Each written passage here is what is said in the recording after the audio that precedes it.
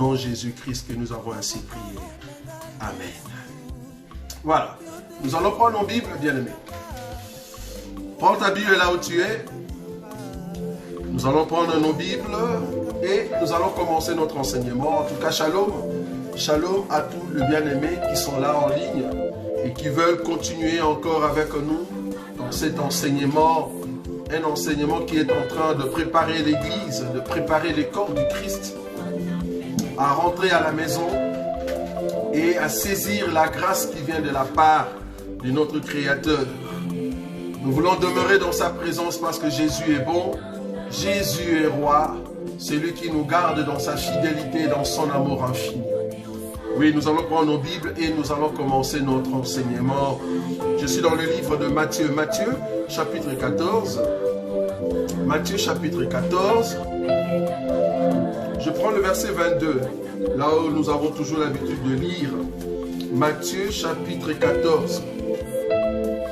Je prends le verset 22. Aussitôt, après, il obligea les disciples à monter dans la barque et à passer avant lui de l'autre côté, pendant qu'il renverrait la foule. Quand il lui renvoyait, renvoyé, il monta sur la montagne pour prier à l'écart. Et comme le soir était venu, il était là seul. La barque déjà au milieu de la mer était battue par le flot, car le vent était contraire. À la 4e veille de la nuit, Jésus alla vers eux marchant sur la mer. Quand les disciples le virent marcher sur la mer, ils furent troublés et dirent « C'est un fantôme !» Et dans leur frayeur, ils poussèrent de cris. Jésus leur dit aussitôt « Rassurez-vous, c'est moi, n'ayez pas peur !» Pierre lui répondit « Seigneur, si c'est toi, ordonne que j'aille vers toi sur les eaux. » Et il dit « Viens !» Pierre sortit de la barque et marcha sur les eaux pour aller vers Jésus. Mais voyant que le vent était fort et il eut peur, et comme il commençait à enfoncer, il s'écria « Seigneur, sauve-moi !» Aussitôt Jésus étendit la main, le saisit et lui dit « Homme de peu de foi, pourquoi as-tu douté ?» Et ils montèrent dans la barque et le vent cessa.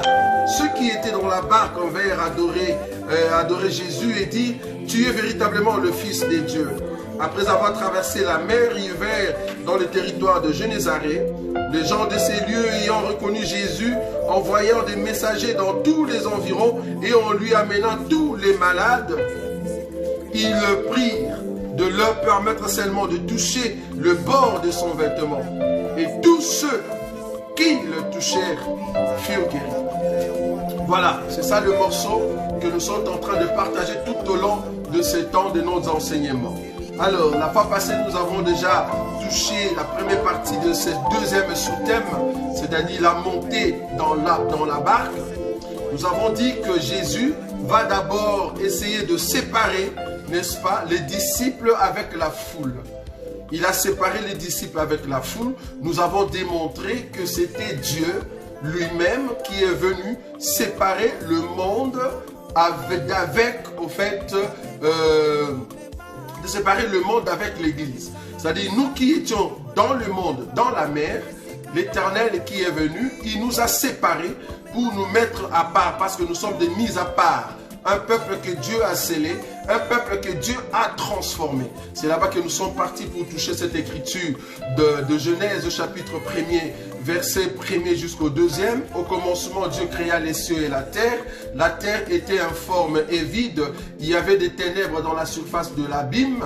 L'Esprit de Dieu se mouvait au-dessus des eaux. Et Dieu dit que la lumière soit, et la lumière fut. Vous voyez? Donc nous avons essayé d'explorer un peu cette écriture pour montrer que le Saint-Esprit était en train de tracer une limite entre nous et le monde. En tout cas, tous ceux qui sont de la lumière, Dieu est en train de tracer cette limite entre ceux qui sont, entre ceux qui sont dans la lumière, et ceux qui sont dans les ténèbres. Donc c'est très important de comprendre cette limite, parce que cela va nous aider de bien saisir la pensée de la barque et de la mer. Aujourd'hui, je vais prendre encore une écriture pour continuer un peu là-dessus, un tout petit peu avant de commencer la deuxième partie de ces grands thèmes ici que nous sommes en train de voir. Je vais prendre une écriture. Je suis dans le livre Je suis dans le livre de Psaume. Psaume chapitre 104. Je parle de la limite que Dieu a tracée entre nous et le monde, pour que nous ne soyons pas dans le monde. Nous sommes dans le monde, mais Dieu ne veut pas que le monde puisse nous influencer. C'est pour cela que Dieu a mis des limites, afin que le monde ne puisse pas nous atteindre. C'est très important. Voilà, Psaume chapitre 4. Psaume chapitre 4, je prends le verset 9. La Bible dit ceci. Tu as posé une limite que les eaux ne doivent point franchir, afin qu'elles ne reviennent plus couvrir la terre. Les eaux ici en question par rapport à notre enseignement, nous avons dit, c'est au fait le monde. Mais Dieu a donné l'ordre, Dieu a fait de sorte que nous, enfants de Dieu, nous qui avions la capacité d'avoir la sémence, c'est-à-dire la terre, Dieu ne veut pas que la mer, que les eaux puissent nous influencer. Nous ne sommes pas influencés par les eaux. Nous ne sommes pas influencés par le monde. Vous voyez?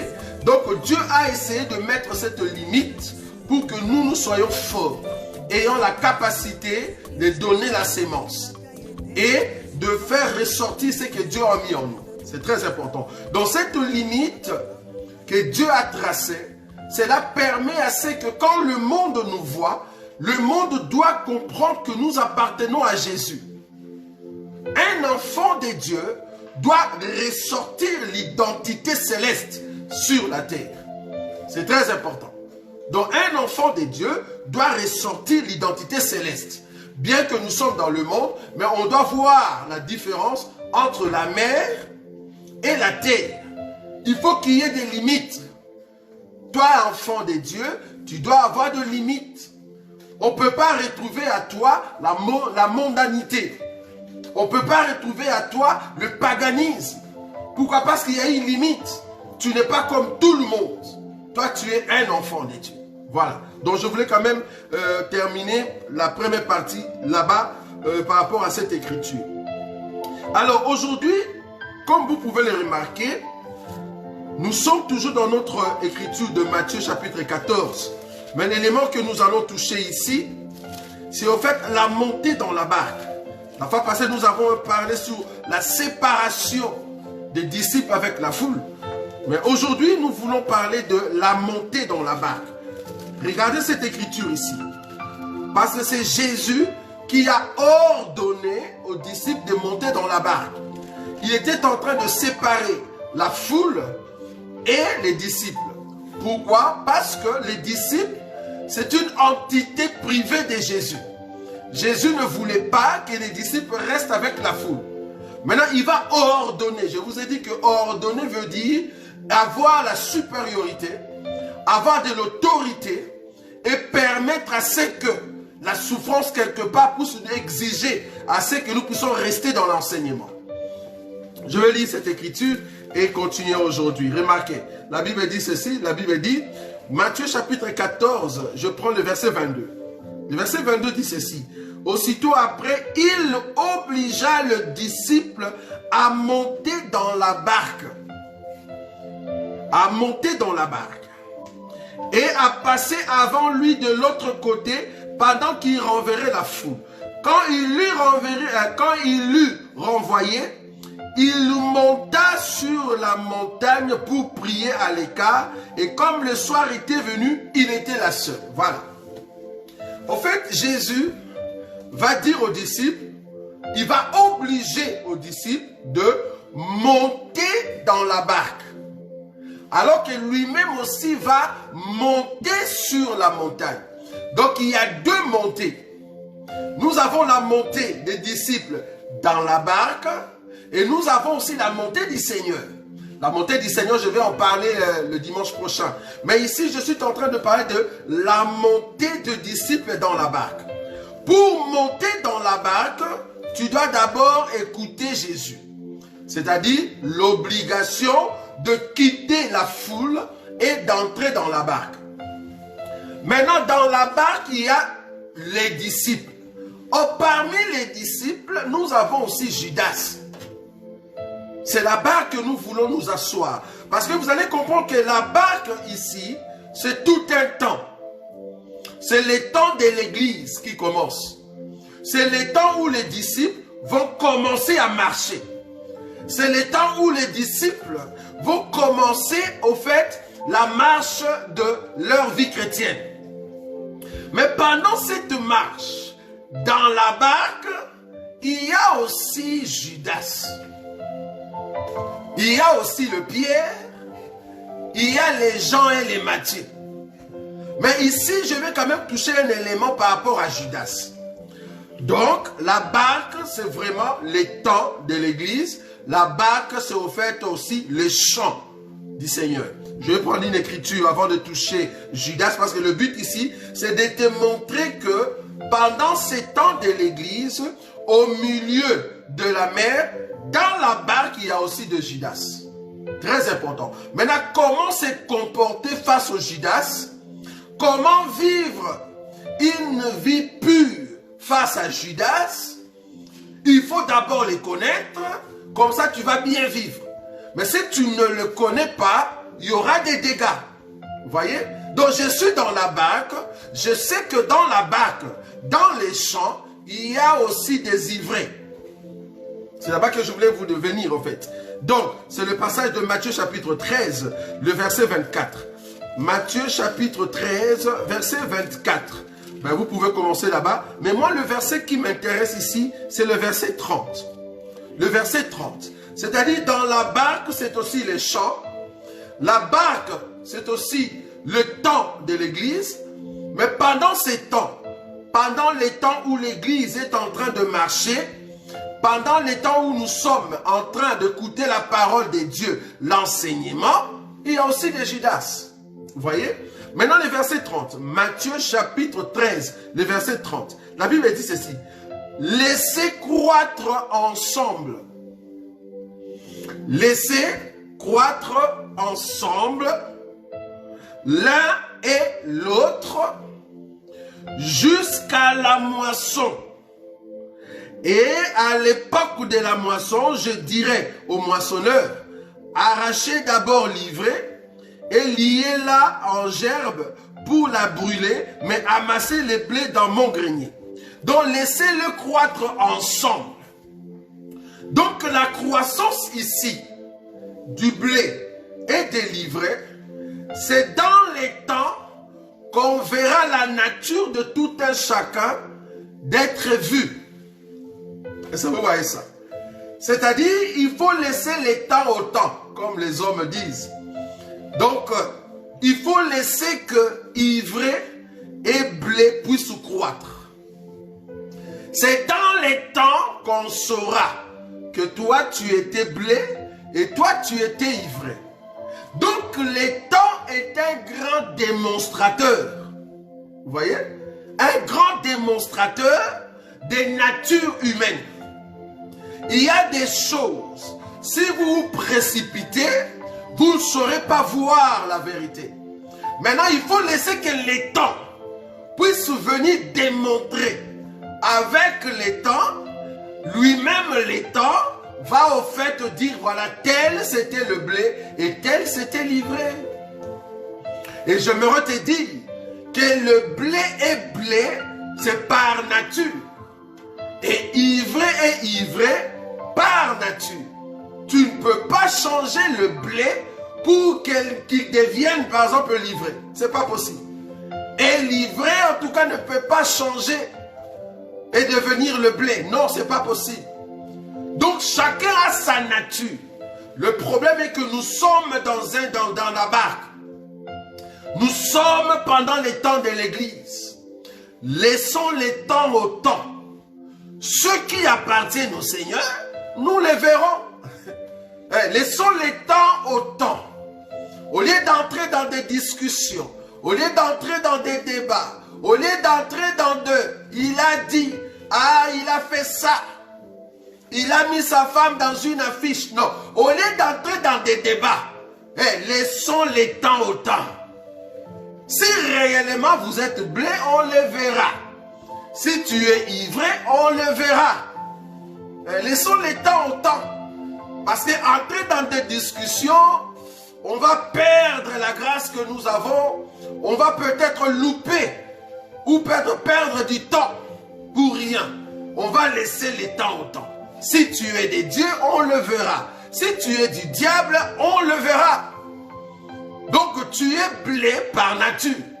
Tu es ivré par nature. Tu ne peux pas changer ta nature. Vouloir ou pas, le temps va démontrer réellement que tu étais blé et tu étais ivré. Vous voyez? Donc Dieu a dit laissez-les croître ensemble. Laissez-les croître ensemble, pourquoi? Parce que le temps va démontrer ce que tu es. Gloire à Dieu. J'aime beaucoup cette écriture-là. Alors, je vais maintenant parler de Judas. Parce que ici, le but, c'est de démontrer la nature de Judas. Judas Iscariote. C'est très important. Nous voulons démontrer cela. D'abord, je prends une écriture. Je prends une écriture. Jean chapitre 6. Ah, le Judas au milieu de nous. C'est bien. Jean chapitre 6. Jean chapitre 6. Parce que cet enseignement va t'aider de comprendre. Est-ce que toi-même, comme tu es là, tu es Judas, oui ou non? Ça va aussi t'aider à comprendre tel. Est-ce que ce n'est pas un Judas pour moi? Parce que tout au long de la vie chrétienne, il y aura toujours un Judas quelque part. Partout où tu vas passer, il y aura toujours des Judas. Maintenant, c'est à toi de te dire, est-ce que je suis Judas dans tel cas? Ou bien est-ce que moi je suis victime de Judas? Parce qu'il se pourrait que c'est toi Judas. Il se pourrait que c'est moi Judas. Alors je dois maintenant comprendre les caractéristiques de Judas. Si je comprends les caractéristiques de Judas, ça va m'aider à me dire, est-ce que je suis Judas oui ou non? Ou telle personne est Judas oui ou non? Alors si la personne est Judas, comment je vais me comporter face à Judas? Jean chapitre 6. Jean chapitre 6, je prends l'écriture 64. La Bible dit ceci. Jean chapitre 6, le verset 64. Je commence à partir du verset 63 pour bien comprendre. C'est l'esprit qui vivifie. La chair ne sert à rien. Les paroles que je vous ai dites sont esprit et vie. Mais il en est parmi vous quelques-uns qui ne croient point. Car Jésus savait dès les commencements qui étaient ceux qui ne croyaient point et qui était celui qui les livrerait. Donc il y avait dans le groupe des disciples deux sortes, ou trois. Non, c'est trois. Par rapport à cette écriture, parce que le but ici, que tu comprennes bien Judas. Dans le groupe des disciples, par rapport à l'écriture 64, la Bible dit, la deuxième partie, car Jésus savait dès les commencements qui étaient ceux qui ne croyaient point et qui était celui qui les livrerait. Jésus le savait dès les commencements. Donc il y avait d'autres qui croyaient, il y avait d'autres qui ne croyaient point, mais qui vont croire après. J'espère que vous comprenez déjà. Et il y avait aussi Judas. Donc, nous avons ceux qui croient et ceux qui ne croyaient point, mais qui vont croire après. Je parle ici de la Vierge folle. Parce que les deux qui croient et qui ne croient point, c'est en fait la Vierge folle et la Vierge sage. Parce que l'autre n'était pas encore à la maturité et le temps viendra. Ça peut être aussi les pharisiens par rapport à cette écriture. Mais par rapport à l'enseignement que je suis en train de donner, je suis en train d'expliquer les deux peuples parce que nous sommes dans la barque. Dans la barque, nous avons ceux qui croient directement, ceux qui ne croient point et qui vont croire après. Et il y a aussi Judas. Je suis dans la barque. Mais par rapport à cette écriture, ceux qui ne croient point, ce sont des pharisiens. Vous voyez? Donc ici, nous avons les trois éléments. Donc nous avons ceux qui croient, ceux qui ne croient point, et nous avons Judas. Jésus le savait déjà dès le commencement. Qu'est-ce que je veux dire par là? Le problème de Judas, c'est quoi? Il pense que tout ce qu'il fait, nous ne savons pas. C'est ça le problème de Judas. Jésus savait dès le commencement. Jésus voyait déjà tous les mouvements. Jésus comprenait que tel, c'est Judas. Mais il ne va pas brusquer les choses parce que ce n'est pas encore le temps. Parce que si tu brusques le temps, comment est-ce que Judas va t'amener à l'élévation? Parce qu'il faut attendre 3 ans. Mais Jésus savait, il savait que cet homme ici, qu'on appelle Judas, c'est lui qui va me livrer. Jésus savait déjà. Maintenant, le problème avec de Judas au milieu de nous, il pense que nous, on ne le connaisse pas. Nous savons déjà que tel, avec tel comportement, il s'affiche comme Judas. Et nous le savons. Nous le savons. Mais on a peur de réprimander Judas dans les yeux de tout le monde, de lui dire que tu es Judas. Pourquoi? Parce qu'il y a encore de fragiles au milieu de nous. Il y a encore ceux qui sont fragiles. Parce que remarquez que Jésus n'a pas frappé Judas directement en face des disciples. Il lui a dit, ce que tu as à faire, fais-le promptement. L'Écriture dit, les disciples pensaient que Jésus était en train d'envoyer Judas pour aller acheter quelque chose à manger. Donc Jésus a dit avec un langage codé pour ne pas déranger les fragiles. Les fragiles, c'était les autres disciples. Et ça, vous voyez cela. Donc Jésus a dit avec un langage codé, mais Judas lui-même savait. C'est pour cela que quand nous parlons ici, tous les Judas savent que là-bas, ce qu'il dit, il me dit. Il dit pour moi. Donc cette parole-là, c'est pour moi. Pourquoi? Parce que tu sais déjà le mal qui est en train de naître dans ton cœur. C'est grave. Tu es en train de méditer déjà le mal dans ton cœur. Et Jésus savait. Nous aussi, nous savons qui sont de Judas au milieu de nous. Par l'Esprit de Dieu, nous savons. Ça, c'est un. Deuxième élément, le problème de Judas. Deuxième élément. Judas, la Bible l'appelle fils de la perdition. C'est écrit dans le livre de Jean. Regardez. Jean chapitre 17. Jean chapitre 17, je prends le verset 12. La Bible dit ceci. Jean chapitre 17, le verset 12. Lorsque j'étais avec eux dans le monde, je l'ai gardé en ton nom. J'ai gardé ce que tu m'as donné. Et aucun d'eux ne s'est perdu, sinon le fils de perdition, afin que l'écriture soit accomplie. Remarquez bien cette écriture.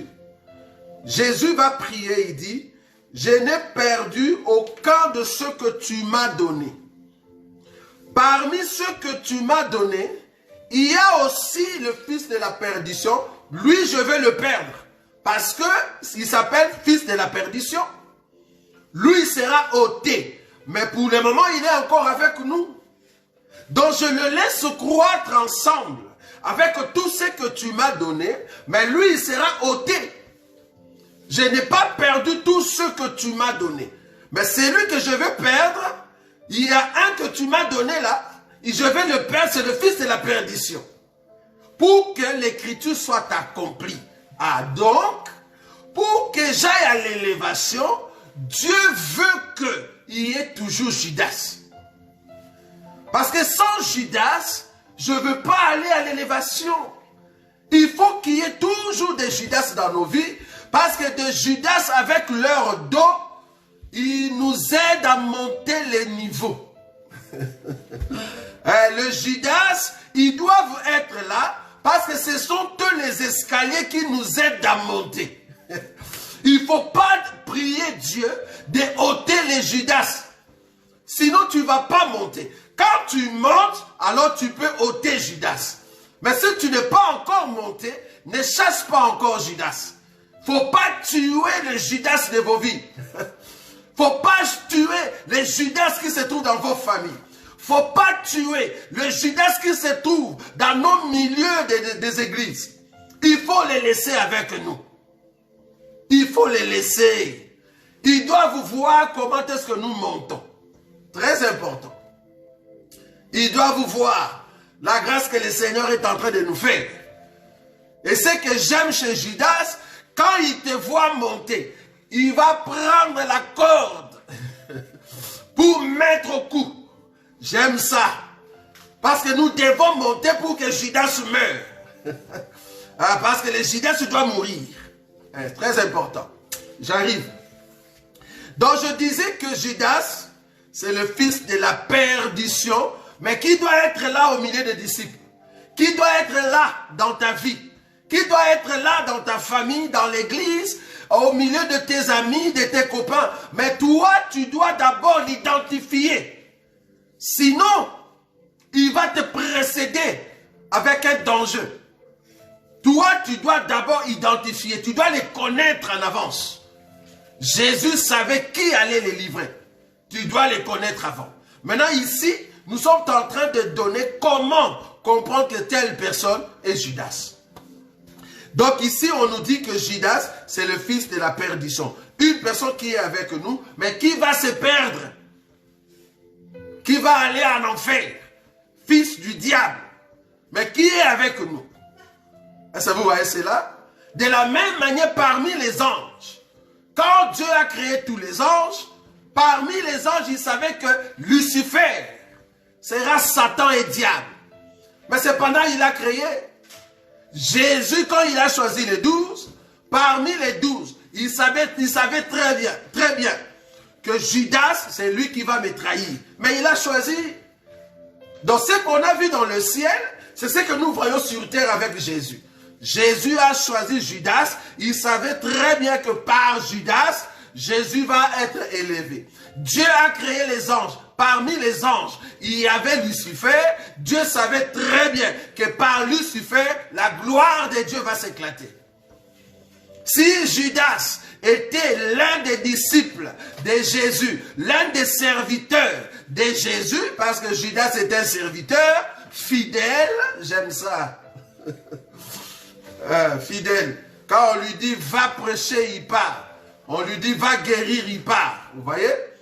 Judas est un fidèle serviteur. Mais cependant, qui ne va pas entrer dans le ciel. Comme Satan, c'est un serviteur de Dieu. Mais Dieu sait très bien qu'il ne va pas hériter le royaume. C'est fini ça. Il va mourir. Très important. On l'appelle fils de la perdition. Ok. Je vais prendre une écriture. Psaume chapitre 41. Je veux expliquer c'est quoi fils de la perdition.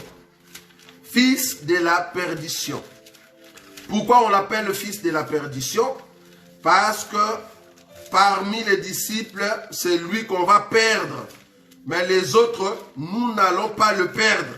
Je n'ai perdu aucun de ceux que tu m'as donné, sinon le fils de la perdition. Donc parmi ceux que tu m'avais donné, il y a un que je dois perdre parce qu'il est fils de la perdition par rapport à l'écriture. C'est-à-dire, il faut que l'écriture soit accomplie. Tu me le donnes, mais je veux le perdre. Voilà. Maintenant, Psaume chapitre 41. Je prends le verset 10. La Bible dit ceci. C'est lui-là même avec qui j'étais en paix, qui avait ma confiance et qui mangeait mon pain, lève les talons contre moi. Cette écriture, c'est pour expliquer le fils de la perdition. Vous voyez? C'est pour expliquer le fils de la perdition. Et il y a une autre écriture qui explique le sort de ce fils de la perdition. Mais quand on parle de Judas, c'est ça la définition. La définition de Judas, c'est qui? Qui est Judas dans ta vie? Qui peut avoir l'identité de Judas dans ta famille, dans ton environnement, à l'église, partout où tu passes? Comment reconnaître que telle personne, c'est lui Judas, on a dit, ici dans Psaume 41, verset 10, c'est lui-là même avec qui j'étais en paix.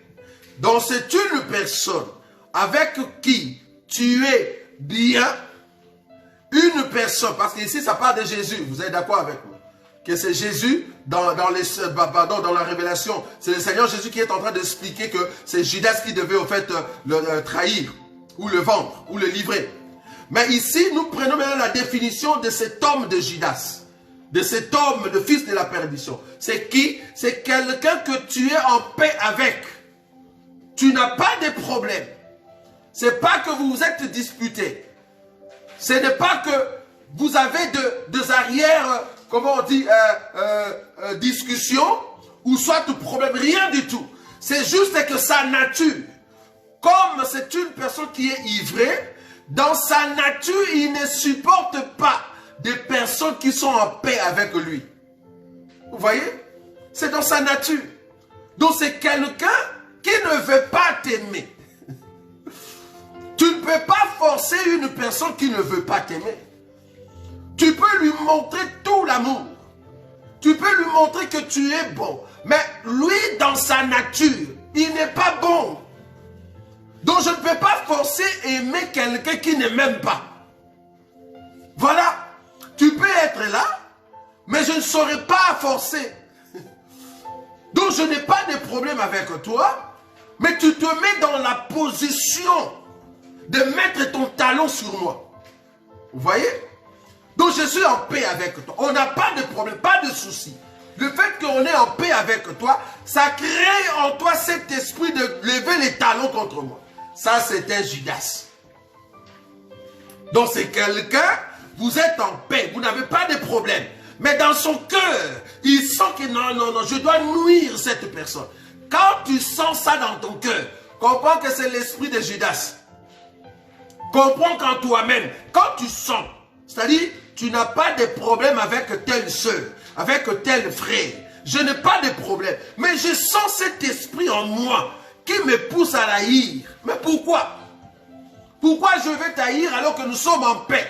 C'est parce qu'en moi, il y a l'esprit de Judas. Pourquoi je veux me mettre dans la position de ne pas t'aimer alors que toi tu m'aimes? Pourquoi je veux lever mon talon? C'est parce que l'esprit de Judas, je vais vous montrer cet esprit, est en train de m'animer pour que je sois perdu. Vous voyez? Parce qu'on l'appelle fils de la perdition. Donc quand je vois cet esprit monter à moi, je dis, non Seigneur, moi je suis un enfant de Dieu, comment je vais commencer à créer dans mon cœur un esprit pour haïr mon frère ou ma soeur alors que nous sommes en paix? Si tu laisses la place à cet esprit et que tu tombes là-dedans, comprends que tu es Judas. Tu ne peux pas former dans ton cœur le projet de nuire à ton frère ou à ta soeur alors que vous êtes en paix. Ça ne va pas. Il n'y a pas de problème, mais je sens que je ne t'aime pas. Donc il y a un esprit qui ne va pas en moi. Quelque part, je dois chercher la face de Dieu, bien-aimé. Ça ne va pas. Donc le fils de la perdition, c'est quelqu'un avec qui vous êtes en paix, mais il est en train de se préparer pour lever son talon contre toi. Ça ne va pas. Deuxième élément. La Bible dit, le verset 10, Psaume chapitre 41, le verset 10. C'est lui-là même avec qui j'étais en paix, qui avait ma confiance. Ouh là là. Il y a des gens que toi tu as fait confiance, bien-aimé. Je ne sais pas si c'est à l'église. Je ne sais pas si c'est dans ta famille. Il y a une écriture que j'aimerais ici te donner rapidement. Remarquez cette écriture avec nous. Hein? La Bible dit ceci. Je prends, je crois, Romains chapitre,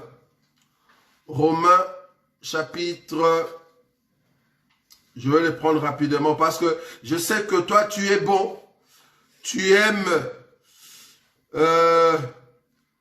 faire de bonnes choses et tu es toujours en paix avec tes amis, ta famille, tout ça, mais quand ils ne veulent pas, tu ne peux pas forcer, bien-aimé. il faut comprendre que ce sont des Judas. Et avec Judas, c'est à toi d'être brillant, de bien savoir avec qui tu manges. Si tu sais déjà que telle personne, la personne est Judas pour moi, fais attention, il faut être prudent. Vous voyez? Romains chapitre 3. Romains chapitre 3, je prends le verset 4. Voilà, Romains chapitre 3, le verset 4, la Bible dit ceci. Romains 3, verset 4. Romains 3, verset 4. Loin de là, que Dieu au contraire soit reconnu pour vrai et tout homme pour menteur, selon qu'il est écrit, afin que tu sois trouvé juste dans tes paroles. Seul Dieu est verdict. Tout homme est menteur. Quand tu veux faire confiance à une personne, dans tes pensées, tu dois te dire, tout homme est menteur. Seul Dieu est verdict. Que ça soit le pasteur, que ça soit les hommes, que ça soit la famille, tout homme d'abord est menteur. Seul Dieu est verdict. Maintenant, il faut que la personne qui est menteuse reçoive maintenant Dieu. Reçoive la parole de Dieu qui brise son intérieur pour que la personne devienne juste. Donc, quand je vois un pasteur, d'abord, je me mets dans la tête que tout homme est menteur. Maintenant, il faut que je retrouve dans cette personne la justice. C'est-à-dire, il faut que les temps puissent nous donner en fait l'instruction. Et c'est comme ça que je verrai si réellement le pasteur en question c'était Judas, oui ou non. Parce que Judas, c'était un pasteur. Judas était en train de prêcher. Je vais venir. C'est grave. Donc, tout homme est menteur. Maintenant, la question que je vais me poser, je me trouve devant un pasteur, je me trouve devant un ministre, je me trouve devant un frère, je me trouve devant ma famille, devant mes amis, devant mes collègues au boulot. C'est vrai. Mais est-ce qu'il y a la justice dans son cœur? Vous voyez? Parce que tout homme est menteur. Donc du coup, quand je ne vois pas la justice de Dieu en toi, je comprends que tu n'as pas Dieu. Donc je ne sais pas te donner confiance. Parce que les Judas, ce sont les gens avec qui tu avais donné confiance. Ça peut être en famille. En famille de gens que toi tu as fait confiance. Que tu as donné l'argent pour faire une affaire. Mais combien de fois ils t'ont roulé? Combien de fois ils t'ont roulé? Tu as donné de l'argent à une personne, croyant que la personne craint Dieu. Parce que d'autres personnes, pour comprendre si réellement vous avez Dieu, donnez-leur seulement ton argent. Ou emprunte seulement la somme. Tu vas voir si réellement la personne craint Dieu. Tu lui empruntes 1000 €, juste pour te donner 1000 €, ça devient un problème. Ça devient une question de discussion, ça ne va pas. Il y a un souci, bien aimé. Vous voulez faire une affaire avec la personne, mais la personne va se mettre dans la position et dans la peau d'une personne qui veut lever les talons contre toi. On comprend que tu es Judas. Comment nous allons faire confiance à une personne qui élève tout le temps les talons alors que nous n'avons pas de problème? Vous voyez? Donc, David est en train de dire que cet homme-là, avec qui j'étais en paix, une personne que je donnais confiance. Je fais confiance. Quand je dis faire confiance à quelqu'un ici, c'est-à-dire, dans mon cœur, je me dis, ça c'est une bonne personne. Une personne que je peux présenter. Un mari que je peux amener dans la famille. Une sœur que je veux épouser, je veux amener dans ma famille. Et c'est la même personne qui élève les talons contre toi. Quand tu vois une personne comme ça, comprends que c'est Judas. C'est vraiment un fils de la perdition. À moins que Dieu intervienne pour que cette personne change réellement. Mais si c'est sa nature, comprenez que la personne ne va jamais changer. Parce que l'ivraie restera toujours ivré, le blé restera toujours le blé. Si l'homme dans sa nature, à chaque fois que tu lui fais confiance, il abuse, ce sont des Judas. Nous avons beaucoup de Judas au milieu de nos familles. Nous avons beaucoup de Judas au milieu de nos milieux ecclésiastiques ou à l'église. De gens que tu as aimés, de gens que tu veux élever. Mais malheureusement, ces gens-là, ils ont élevé le talon contre toi. Tu as fait confiance à ces gens-là. Vous ne pouvez pas comprendre le choc, la douleur que ça fait quand tu fais confiance à une personne et c'est la même personne qui élève les talons contre toi. Ça fait très mal. Ça fait très mal, bien-aimé. Mais malheureusement, c'est leur nature parce que ce sont des Judas. Vous voyez? Donc, Judas ne va pas changer sa nature, malheureusement. Troisième élément. Psaume chapitre 41. Je suis en train d'expliquer Judas. Psaume chapitre 41. Troisième élément. La Bible dit ceci. Remarquez. Le verset 10 toujours. La dernière partie. dont je reprends. C'est lui-là même avec qui j'étais en paix, qui avait ma confiance et qui mangeait mon pain. Ah, Judas. C'est lui qui mangeait mon pain. Je ne sais pas si vous comprenez ça. C'est-à-dire c'est quelqu'un que tu as aidé. C'est lui qui mangeait mon pain. Vous voyez Judas? Donc, le même personne que toi tu aides, c'est parmi ces gens-là qu'il y aura des Judas. Donc, quelqu'un qui n'avait rien, quelqu'un que tu as aidé, tu lui as montré une affaire, tu lui as montré une boîte, tu l'as amené dans ton boulot, tu veux qu'il puisse avoir de l'argent pour subvenir aux besoins de sa famille. Tu as aidé pour aller peut-être à Dubaï. Tu l'as aidé pour connaître les choses de Dieu. Tu l'as aidé. Mais attendez, quelqu'un que tu as aidé. Quelqu'un que tu as aidé. Que tu as donné ton pain. Parce qu'il avait faim.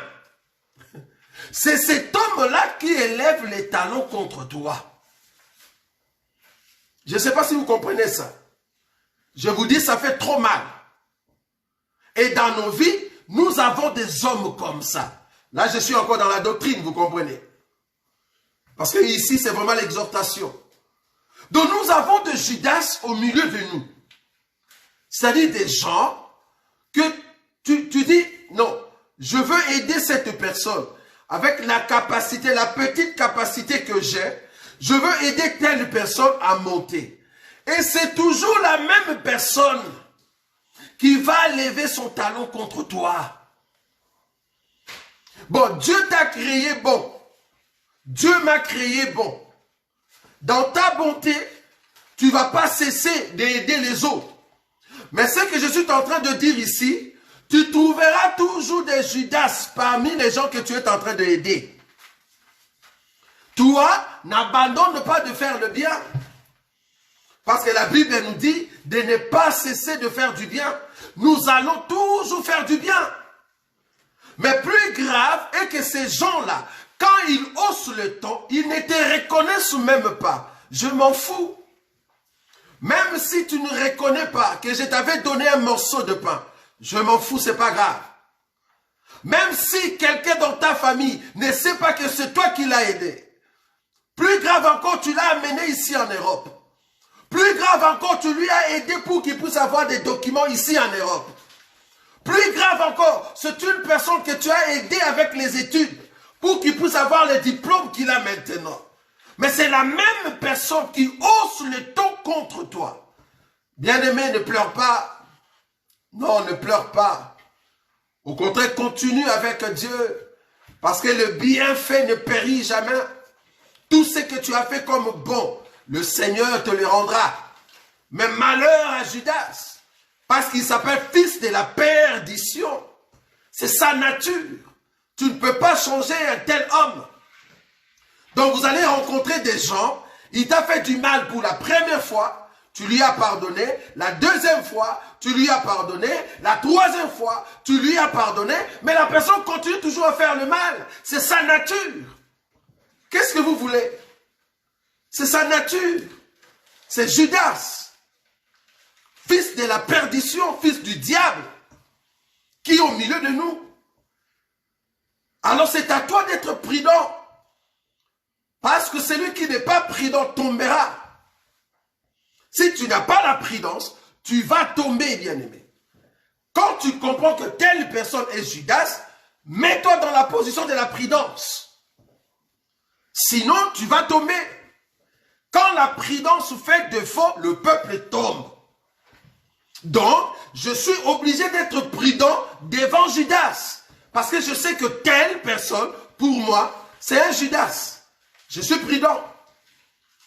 Je peux te parler, je peux te donner un bonjour, mais dis-moi, je suis que tu es Judas. Je le sais. Donc, Judas, c'est quelqu'un que tu aides, que tu peux élever, que tu peux amener loin. Mais il faut savoir que comme la personne est Judas, en aucun jour la personne va reconnaître que c'est toi qui l'as aidé. Plus grave encore, non, Judas c'est terrible. Donc vous allez rencontrer des gens, tu lui as payé le billet à partir du Congo pour qu'il vienne ici en Europe. La personne peut-être était dans le marché là-bas au Congo. Il avait une somme de 200-300 $. Toi, tu lui dis, ok, je te donne, par exemple, 3000. Ça fait 3300. Et la personne arrive ici en Europe. Quand la personne monte, la personne a des statuts. Et qu'est-ce que la personne va dire? Ah, après tout, quand j'étais au Congo, je travaillais, hein, j'étais dans le marché. L'argent que tu m'avais donné, moi aussi, j'avais mis mon argent. Mais tu avais mis combien? La part que tu as mis n'est pas comparable à ce que l'autre t'a donné. Vous voyez comment est-ce que les Judas sont ingrats? Sont des ingrats. Vous voyez? C'est-à-dire, tu peux l'aider, mais en aucun jour il va reconnaître cela. Pourquoi? Parce que c'est sa nature. Tu ne peux pas le changer. C'est livré. Mais les mondes voient, les mondes savent que telle personne, si elle est comme ça, même toi, le fait que tu es en Europe, ce que tu as maintenant, tu sais très bien qu'il y a telle personne qui l'avait fait. Si tu étais ingrat envers des gens comme ça, si l'ingratitude que tu l'affiches auprès d'une personne qui t'a aidé dans la vie, et aujourd'hui tu écoutes l'enseignement que nous prêchons, je t'en prie, va trouver cette personne, demande pardon. Ça fait trop mal d'aider une personne et que ça soit toujours la même personne qui élève les talons contre nous. Ça fait trop mal, bien-aimés. Mais comme nous sommes bons, nous allons continuer à le faire. Nous allons continuer à le faire, à aider ceux qui veulent recevoir la grâce que nous avons, même si on ne nous reconnaisse pas. Mais dans l'ombre, le Dieu de gloire, il sait très bien que quand tu as commencé, tu es passé par tel ministre, tu es passé par tel homme de Dieu, et c'est tel homme de Dieu qui a fait que, pour que. Si tu n'es pas reconnaissant dans la vie, tu ne vas pas monter, bien-aimé. Dans la vie, il faut toujours être reconnaissant. Et moi, je resterai toujours reconnaissant avec de bien-aimés qui m'ont aidé à avoir cet évangile. Mais si toi, tu n'es pas reconnaissant dans la vie chrétienne et que tu es en train de minimiser ceux qui t'ont aidé pour que tu montes, bien-aimé, Dieu ne peut pas ouvrir de porte pour que tu puisses aller loin. On ne minimise pas la main qui a commencé à te montrer comment mettre les pantalons. Jamais. Ce n'est pas parce que tu es venu dans un magasin, on te montre maintenant comment coudre un pantalon et comment le mettre. Tu as oublié la maman qui avait cousu la première fois ta couche pour te mettre. La maman qui t'a montré comment mettre des culottes. Non, là tu es vraiment ingrat. Et tous ceux qui sont ingrats, vouloir ou pas, si c'est ta nature, tu iras en enfer. Parce que c'est le fils de la perdition qui a cette nature-là. Vous voyez? C'est grave. Donc ça, c'est Judas. Judas, c'est quelqu'un avec qui vous êtes en paix. C'est quelqu'un avec qui tu as fait confiance. C'est quelqu'un que tu as aidé. Mais c'est la même personne qui élève les talons contre toi.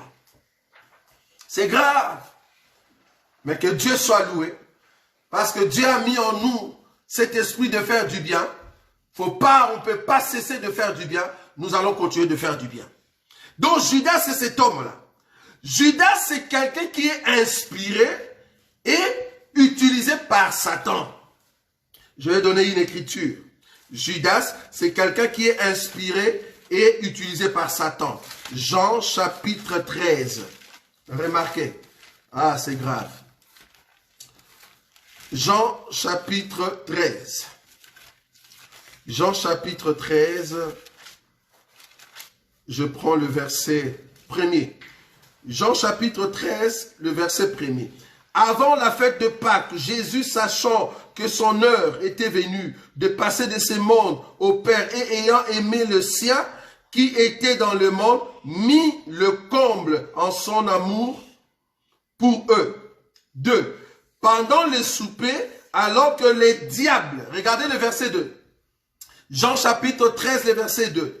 Pendant le souper, alors que les diables avaient déjà, j'aime ça, avaient déjà mis dans le cœur de Judas Iscariote, fils de Simon, le dessein de les livrer. Est-ce que vous avez vu ça, le verset 2? Les diables avaient déjà mis dans le cœur de Judas la pensée de livrer le Seigneur. Il avait déjà cela dans son cœur. C'est-à-dire, Judas, c'est quelqu'un avec qui vous mangez ensemble, mais il a déjà le mal qui est conçu dans son cœur. Comment est-ce qu'il va te faire le mal? Mais toi, tu ne sais pas. Mais il faut comprendre qu'avec l'aide du Saint-Esprit, avec des révélations, c'est là-bas que nous saurons. Mais étant humain, tu ne sais pas. Si tu peux le savoir, c'est par la révélation, par des songes, par des visions, que Dieu peut te montrer tel est en fait Judas. Mais si dans l'humain, tu ne sais pas, tu manges avec cette personne, mais c'est que la personne est en train de concevoir dans ses pensées, toi tu ne le sais pas. Alors que vous mangez ensemble, mais la personne sait très bien que tel jour, tu vas aller dans un coin et on va faire l'embuscade contre toi. Et la personne est là avec toi, la personne rigole. Waouh! Donc tu avais déjà la pensée de me faire du mal, mais tu continues à sourire, quoi. Tu m'as déjà haï dans ton cœur, mais tu souris. Mais tu es grave. Tu es vraiment grave, Judas. Donc tu as déjà conçu dans ton cœur pour me faire du mal, pour faire du mal à ton frère, pour faire du mal à ta soeur, pour faire du mal à ceux qui t'aiment, mais tu es là, tu manges. Tu manges avec eux, tu souris, comme si rien n'était. Mais tu es grave. Judas, tu es vraiment grave. Donc, souper est là et on mange. Comme tout le monde, comme si rien n'était. Mais alors que dans ton cœur, tu avais déjà l'inspiration de nous faire du mal. Mais tu manges avec nous, tu pries avec nous, tu viens à l'église avec nous, tu nous suis dans des réseaux sociaux, mais dans ton cœur, tu es en train de formater cette pensée de nous faire du mal. Mais tu es terrible. Tu es vraiment terrible. La seule chose qui peut te délivrer, si réellement, ce n'est pas ta nature, c'est de te repentir sincèrement. Comment est-ce que tu peux avoir cette sensation de ne pas nous aimer, de chercher à nous faire du mal? Comment? On ne t'a rien fait. On n'a pas discuté. Mais tu ne nous aimes pas. Mais pourquoi tu nous suis alors? Pourquoi tu nous regardes? Si je t'ai toi et que tu me fais mal parce que je te regarde, mais je vais zapper. Je zappe, je ne veux pas regarder tes vidéos. Je ne veux pas écouter vos enseignements. Au lieu de venir, de nous suivre, de suivre ce que nous présentons, alors que tu conçois dans ton cœur de nous faire du mal. Mais attendez, en tout cas, si ce n'est pas ta nature, répands-toi. En tout cas, moi, si je tais-toi, c'est mieux de ne pas regarder tes vidéos, quoi. Comme ça, du moins, je suis tranquille dans mon esprit, avec le Saint-Esprit, que de regarder une personne que j'aime pas. C'est grave. Donc ça, c'est vraiment Judas. Donc je disais que Judas, ici, c'est quelqu'un qui est inspiré déjà en avance, avant de faire le mal. Mais la personne est là, vous mangez, calmement. C'est grave. Et quand la personne se met dans la peau du diable, vous sentez vraiment que c'est le diable qui l'a utilisé. La Bible dit, quand Jésus a donné le morceau à Judas, il lui dit, fais ce que tu as à faire, fais-le promptement. Quand Jésus a dit ça, le diable, Satan, est entré dans le corps de Judas. Je vous dis, pour voir un Judas, c'est quand les morceaux est donné. Quand nous donnons un morceau, c'est là-bas que nous voyons. Le même morceau a été donné à Pierre. Le même morceau a été donné à Jean. Le même morceau a été donné à Judas. Judas, le diable est entré à l'intérieur. Quand nous prêchons comme ça, au lieu que tu te sentes dans la position de te repentir, mais ça te donne la colère. Pourquoi ça te donne la colère? Pourquoi ça te dérange? Tu ne comprends pas que c'est le diable qui est en train d'entrer en toi. Nous donnons un morceau, mais ça te dérange. C'est parce que quelque part, ton cœur n'est pas encore prêt pour recevoir le brisement dans le cœur. Un enfant de Dieu reçoit le brisement pour que l'esprit de Judas tombe. Un esprit qui ne veut pas voir l'autre évoluer. Un esprit qui ne veut pas voir l'autre aller loin. Si je ne veux pas te regarder, je ne veux pas voir tes vidéos. Si je ne t'aime pas, je ne veux pas voir tes vidéos pour éviter que l'esprit de Judas monte en moi. Je ne t'aime pas, mais je te regarde. Je veux commencer à pécher tout le temps. C'est mieux de ne pas nous regarder. Vous voyez? C'est quand le morceau a été donné que nous voyons Judas avec Satan. C'est là-bas que Satan t'utilise. Et tu vas sortir de paroles qui blessent, des paroles insultantes. Tu vas commencer à maudire les gens. Tu vas commencer à dire des insultes dans des lieux publics. Là, on comprend que c'est un esprit qui t'anime. C'est grave. Que Dieu vous protège, bien-aimé. Donc, Judas, ici, c'est quelqu'un qui est inspiré et en même temps utilisé par les diables. Je dis ici, si ce n'est pas la nature, parce qu'il se pourrait que ça ne soit pas une nature chez toi. C'est juste un esprit qui était venu. Tu peux toujours te repentir. Un enfant de Dieu peut toujours se repentir. Mais si tu n'es pas un enfant de Dieu, tu verras que tu insultes les gens dans des lieux publics, mais tu ne sauras pas demander pardon. C'est parce qu'en toi, il n'y a pas la repentance. Celui qui a la repentance viendra, en tout cas, excusez-moi pour toutes les paroles que j'ai dites, excusez-moi pour tous les mots que j'ai prononcés, en tout cas, je me réponds. Ça, c'est un enfant de Dieu. Mais si tu ne te réponds pas, c'est parce que tu connais trop. Ça, c'est Judas. Il y a un esprit qui entre en toi parce que le morceau a été donné. Ah, Judas. Judas, je prends une écriture, Luc. Luc, chapitre. Remarquez un peu le comportement de Judas. Si tu sens ces choses en toi et que tu es un enfant de Dieu, commence à prier que le Seigneur puisse t'enlever ces choses. C'est vraiment une porte de haine qui va grandir en toi et tu vas commencer à haïr pour rien. Tu haïs les gens.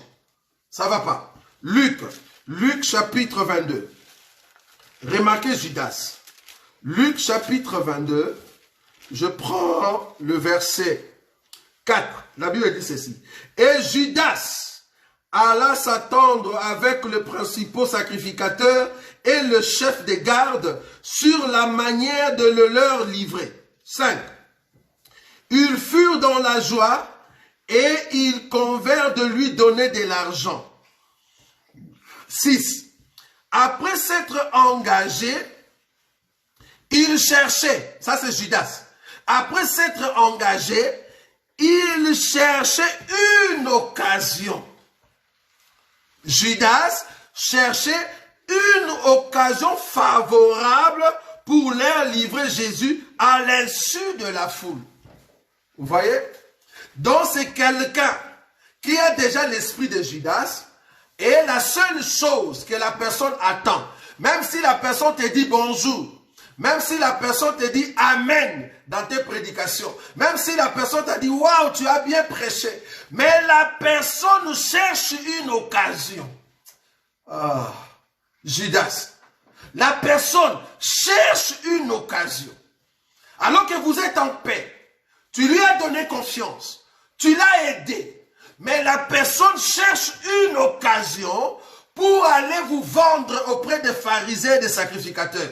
C'est-à-dire dire à tout le monde, à ceux qui prêchent, telle personne n'est pas bon, il ne prêche pas bien. Regardez ce qu'il a dit, regardez ce qu'il a fait. C'est parce que toi, quand nous prêchons, toi tu cherches des occasions Bien-aimés, est-ce que nous sommes ici en train de prêcher pour que vous puissiez regarder des failles et brandir ces failles? Si tel est le cas, vous êtes en train de pécher. Ne regardez pas, parce que la prédication sera un morceau qui vous sera donné et le diable va entrer. Au lieu que ça soit la vie, ça sera Satan qui entre par les morceaux que nous allons vous donner. C'est grave ça. C'est grave. Donc Judas cherchait une occasion.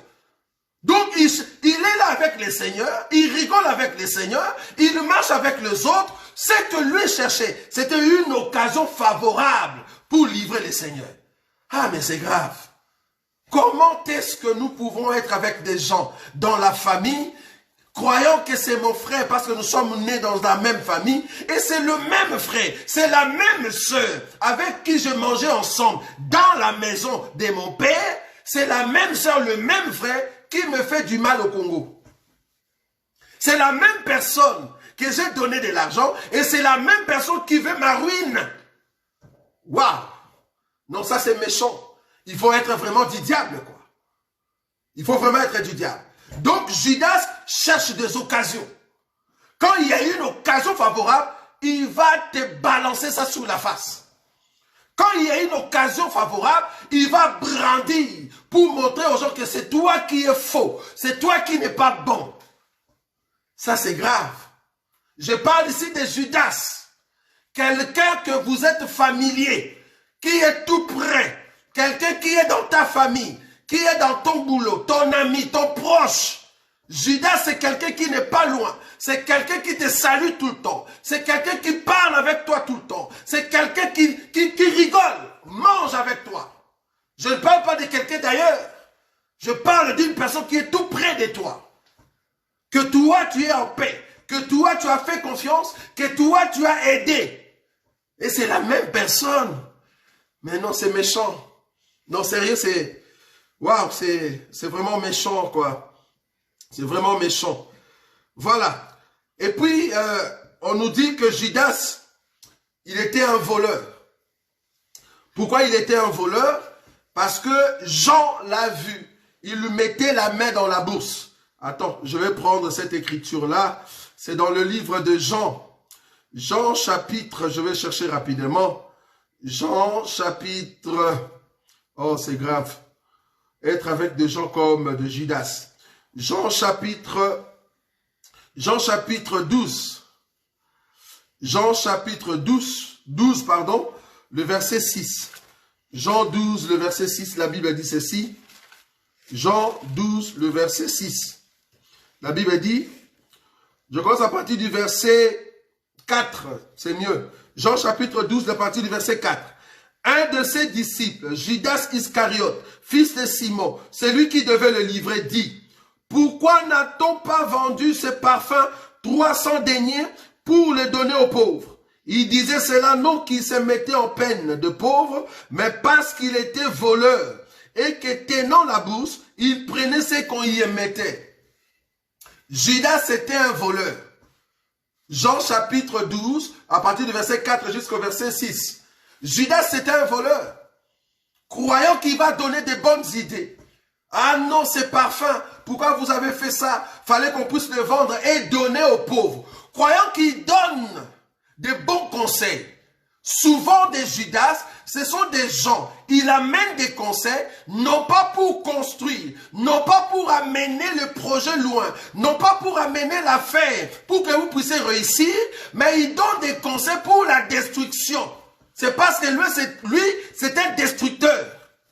Souvent, ces conseils, c'est pour la destruction.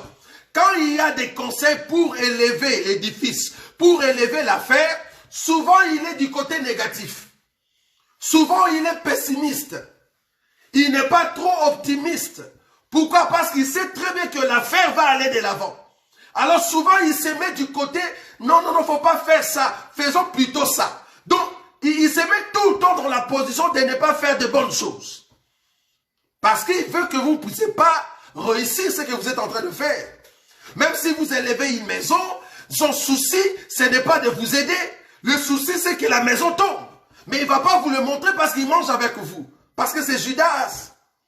C'est un voleur.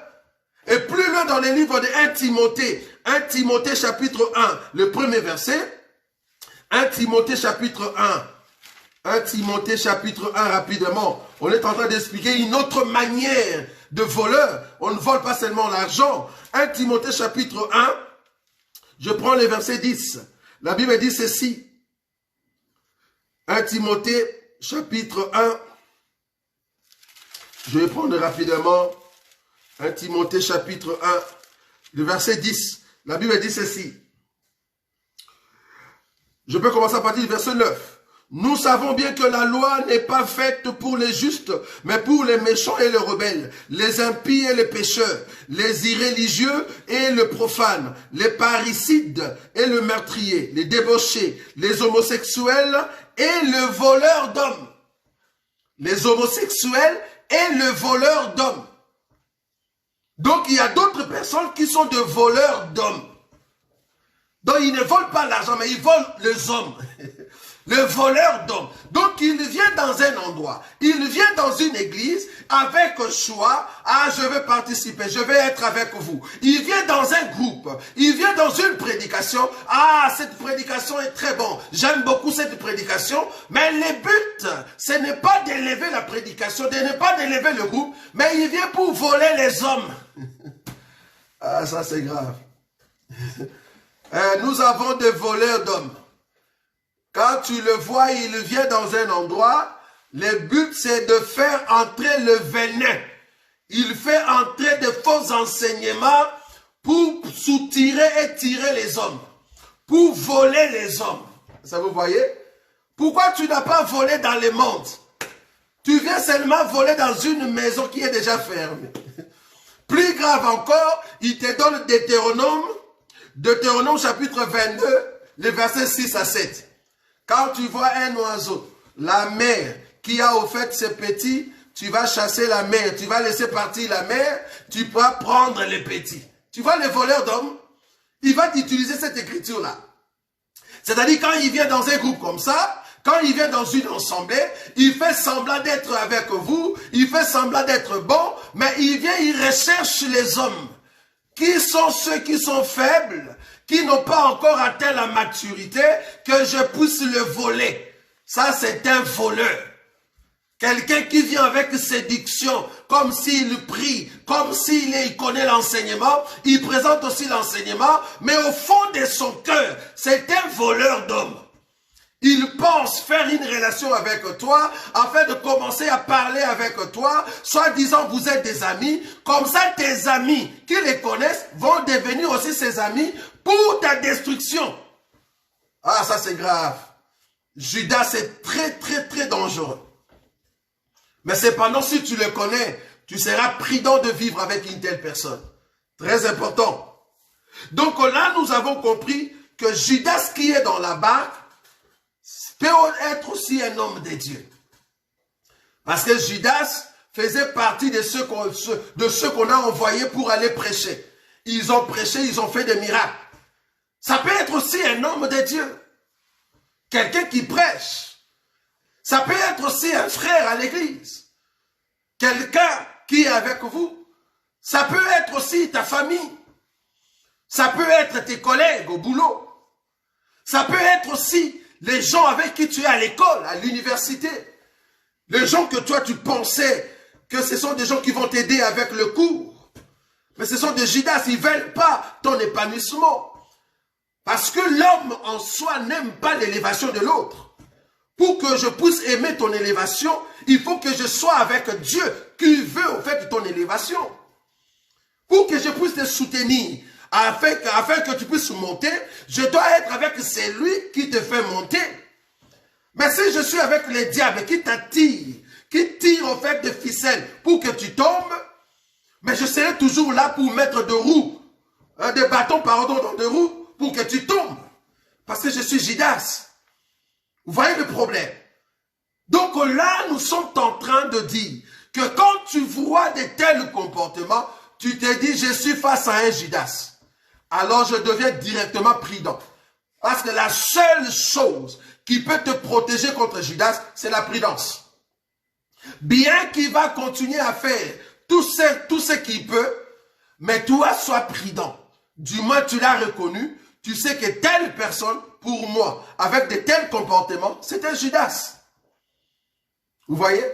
Donc, il faut faire attention. Donc, Judas peut aussi enseigner. Judas peut être ton frère. Judas peut être aussi ta soeur à la maison. Peut être aussi tes collègues. C'est très important.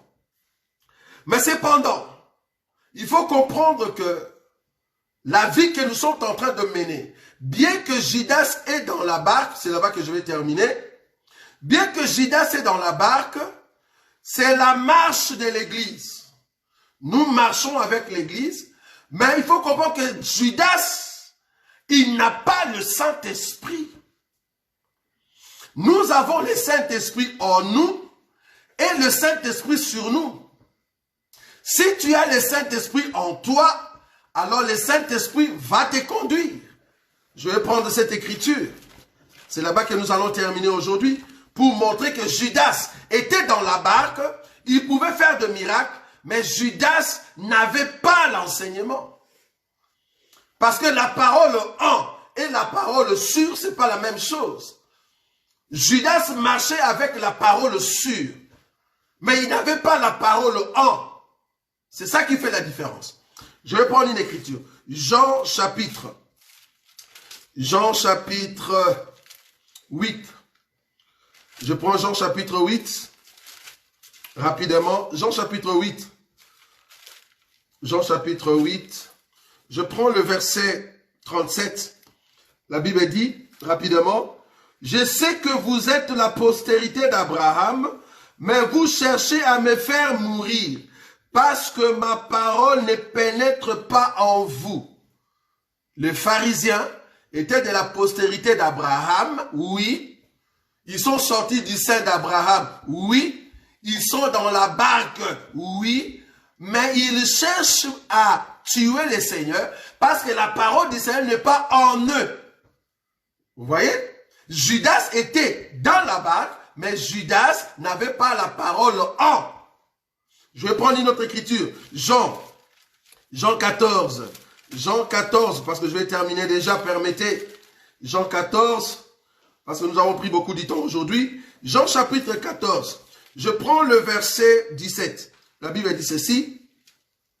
Jean 14, le verset 17. L'esprit de vérité que le monde ne peut recevoir parce qu'il ne le voit point et ne le connaît point. Mais vous les connaissez car il demeure avec vous et il sera en vous. Donc, le Saint-Esprit en nous, c'est avoir la parole de Dieu. Nous avons la parole de Dieu en. Celui qui a la parole de Dieu en a l'Esprit en. Mais cependant, quand Jésus ordonnait aux disciples d'aller faire de miracles, ça c'était un ordre. C'est-à-dire, vous avez reçu l'autorité de la part du Seigneur et vous allez faire des miracles avec l'autorité du Seigneur. Ça, c'est la parole sûre. C'est pour cela, beaucoup, ils peuvent faire de miracles. Ils peuvent guérir de malades, mais ils vont rater le ciel. Parce que pour aller au ciel, tu dois avoir la parole en. Si tu as la parole de Dieu en toi, c'est alors que le Seigneur va t'attirer vers le ciel. Parce que la seule personne qui peut attirer la parole vers le ciel, c'est la parole. Or, Jésus est la parole. Il doit attirer la parole qui se trouve en nous parce que la parole va nous transformer. Nous sommes devenus des petites paroles. C'est comme ça que la grande parole va nous attirer. Comment tu vas aller au ciel alors que tu n'es pas parole? Parce que c'est la parole qui viendra nous chercher. Il va chercher qui? Les petites paroles que nous sommes. Parce que la parole, c'est le pain qu'on avait jeté sur la terre, qu'on avait brisé. Dieu va reprendre le pain. Jette ton pain dans la surface de la mer parce que tu le reprendras après. Dieu viendra chercher le pain qu'il avait jeté. Il a jeté des morceaux de pain, il viendra chercher ces morceaux-là. Donc si tu n'as pas le pain en toi, tu ne vas pas aller. Judas n'avait pas le pain. Donc du coup, Judas ne pouvait pas aller au ciel. Dernière écriture, Luc chapitre 9. Luc chapitre 9, et c'est là-bas que nous allons terminer. Luc chapitre 9. Je prends une écriture ici. Non, je prends Luc chapitre 10, comme ça on termine. Luc chapitre 10, le verset 17. Luc 10, le verset 17 jusqu'à 20, la Bible dit ceci. Comme Jésus connaissait leurs pensées, il leur dit, tout royaume divisé contre lui-même est dévasté et une maison s'écroule sur une autre. Qu'est-ce que je lis là? Non. Luc chapitre 10, verset 17. Voilà, c'est ça. Ah, voilà. Les 70, voilà, c'est ça l'écriture. Les 70 réveillèrent avec joie, disant, Seigneur, les démons même nous ont soumis en ton nom. Jésus leur dit, je voyais Satan tomber du ciel comme un éclair. Voici, je vous ai donné le pouvoir de marcher sur les serpents et les scorpions et sur toute la puissance de l'ennemi et rien ne pourra vous nuire. 20. Cependant, ne vous réjouissez pas de ce que les esprits vous sont soumis, mais réjouissez-vous de ce que vos noms sont écrits dans les cieux. Comment est-ce que Jésus peut envoyer des gens guérir les malades, chasser les démons, mais ces gens-là, quand il revient, il dit, nous sommes contents. Il dit, non, faut pas vous réjouir de ça. La joie, c'est normalement quand votre nom est écrit. Il disait cela parce que Judas, son nom n'était pas écrit. Mais il a fait des miracles. Tu peux faire le miracle, mais ton nom n'est pas écrit. Tu peux faire le miracle. Tu peux guérir le malade. Tu chasses les démons. Tu pries en ligne. Tu fais des commentaires. Tu lis la Bible. Mais il faut que ton nom soit écrit. Or, pour que ton nom soit écrit, il faut qu'on retrouve le pain en toi. Le Saint-Esprit. Si tu n'as pas le Saint-Esprit, ton nom ne sera pas écrit. Voilà. Nous allons prier. Le Seigneur de gloire, tu es puissant. Celui qui nous aime tant. Préserve-nous, éternel Dieu. À chaque fois que nous venons dans ta présence, nous ne voulons pas être comme des gens qui n'ont jamais compris ce que tu veux dans nos vies, Seigneur. Tu es celui qui nous a aimés avant la fondation du monde. Nous voulons que ta grâce nous accompagne, Jésus. Car ta grâce veut que nous puissions aller de l'avant. Bénis toute personne qui nous a écoutés à ce moment. Que cette parole trouve place dans nos cœurs. Que cet esprit de Judas, Seigneur, qui pouvait monter dans nos cœurs, soit ôté au nom de Jésus. Parce que nous croyons que nous n'avons pas la nature de Judas en nous. Mais nous avons la nature de celui qui est venu du ciel pour nous sauver. Mais cependant, il y a des moments où nos cœurs, Seigneur, est troublé par des pensées. Cependant, il n'y a que toi qui peux nous pardonner, Jésus. Pardonne nos cœurs, Seigneur, à chaque fois que nous ne voulons pas la réussite de mon frère. Pardonne-moi, Seigneur, à chaque fois que je n'aime pas la réussite de ma sœur. Permets que, Seigneur, je puisse aimer mon bien-aimé avec tout ce que tu as mis dans sa vie. Dans l'élévation, Seigneur, que je puisse me soutenir afin d'aller de l'avant.